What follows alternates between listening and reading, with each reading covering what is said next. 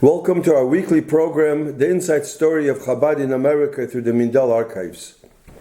Because of the unusual times that we are experiencing today, this time, the pandemic, violence, politics, and next week is going to be elections. So I want to share with you a very important Sikha talk that the Rabbi spoke in 1983, Lekovid his Yom Holedes, his birthday. And he asked Rabbi Mindel that he should translate that Farbrengen, and that should be given to President Reagan then. And what I did yesterday, I was supposed to speak about the Sheva Mitzvah, the second part of Sheva Mitzvah. We'll leave it for another time. So I thought that because of the elections, I would like to share with you the talk that the Rebbe spoke and what Rabbi Mindel translated, but I had to condense because it's a lot of pages. So I wrote yesterday just nekudas, and I'm going to read the nekudas that I wrote, how Rabbi Mindel wrote to President Reagan. Although this was 40 years ago, but it's relevant for today. We are experiencing today the similar challenges that we had then by President Reagan. So the Rebbe says, and this is the Nekuda, first of all, he's grateful for God's blessing on his birthday. A person should reciprocate by doing good deeds to heaven and to man. And the Rebbe said that he appreciates that President Reagan for his greeting and blessing on the occasion of his birthday. Especially, it's meaningful for the Rebbe because he went through a lot then, and then there was the problem when he was shot. People he wanted to assassinate. So the Rebbe thanks him very much for that. Now, the President of the United States is chosen by the people. Those in the minority who did not vote for President Reagan. The Rebbe writes over here, Rabbi Mindel writes, that they can disagree and they can criticize, but in a proper way, in a peaceful way. And the shocking violence that we witnessed, the attempt of the president's life, it has no place in human society. Now, why did it happen? And what can we do that shouldn't be done again? And we see that today is happening more or less the same thing with our president. What makes a young American born and bred in a free democratic country, to do this violent behavior? So the answer to this question was given by the establishment. The so-called, the Rebbe says, so-called experts, which have been in style for decades and which have been proven wrong. A and B. That's what Rabbi Mindel writes. And I condensed what he wrote. So the criminal is mentally imbalanced, crazy. They say that he was not crazy, but the establishment says that he was imbalanced. He probably has a corrupt mind. What we need to ask, what corrupted his mind, and what crazy ideas was he fed? That's number one. Number two, he suffers from poverty, the establishment said. Again, no. This young man did not suffer from any poverty. He comes from a wealthy home. He doesn't come from a poor home. The theory of poverty is connected to violence and crime, has been in style for a long time. And it uses poverty as a convenient excuse for committing crimes and for not holding the crimes responsible for his antisocial behavior. But this view is wrong. There is no cause and effect connected between poverty and crime. On the contrary, as the Torah says, that the Torah comes from poor, from aniyim. Be especially considerate of the children of the poor, because from their ranks come the barriers of scholarship. Very often we see that the economically disadvantaged would try to excel in areas where they have no disadvantage: scholarship and moral conduct. Poverty motivates them. Experience have shown this to be true. And we see also now, and he was running for president, Ben Carson. He's one of the biggest doctors now, and he said that he came from a poor family. So we see that it's not because of poverty. And they can look what he became. He became one of the biggest doctors.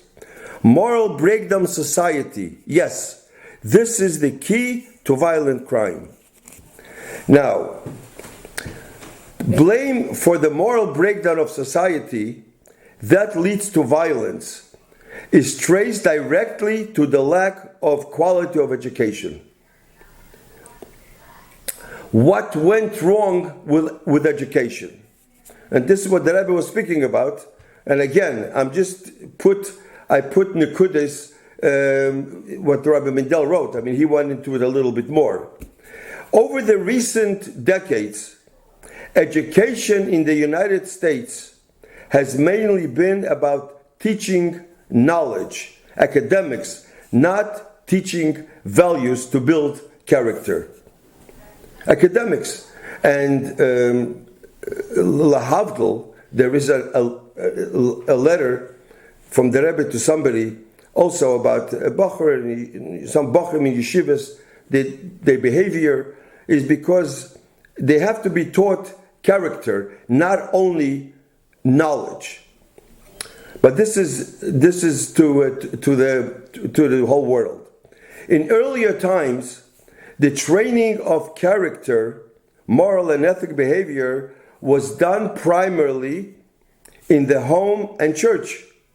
So there was not so much of need to be taught in school. This was years ago. It was a regular home, so they didn't need a school. But today, sadly, he writes, that this is not the case. Parents themselves are the product of a spirit permissiveness, so-called liberalism, and they have given up their responsibility of character training for their children. So, are schools teaching character? Are they? Is that and good citizenship? So the Rebbe says no, not as they should. The school has been restricted in the moral influence it can have on the children by twisting the principle of separation between church and state to mean that you take God totally out of the public domain. So without the Creator as the foundation of human conduct, there can be no moral and ethical behavior. It cannot be done through man-made rules alone.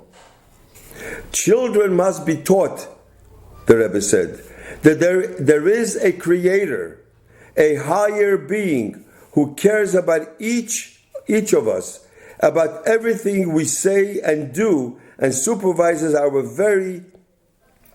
every word and action. That there is always an eye that sees and an ear that hears, and that we will need to give an account for what we do. So, reflecting on the recent attempt on the president's life, the Rebbe said, we must come to the obvious conclusion that there was something wrong with the education of the would-be assassin. There was something wrong with him. Otherwise, he wouldn't do what he does.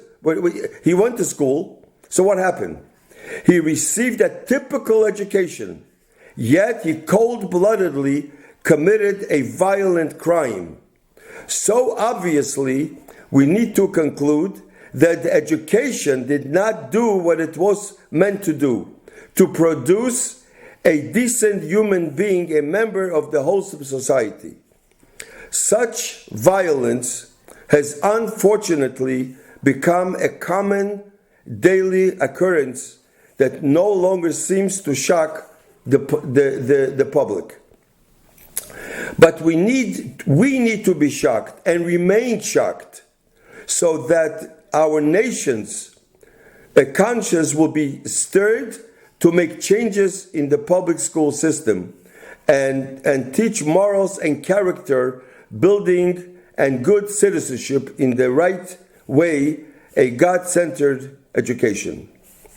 Now the Rebbe blesses President Reagan.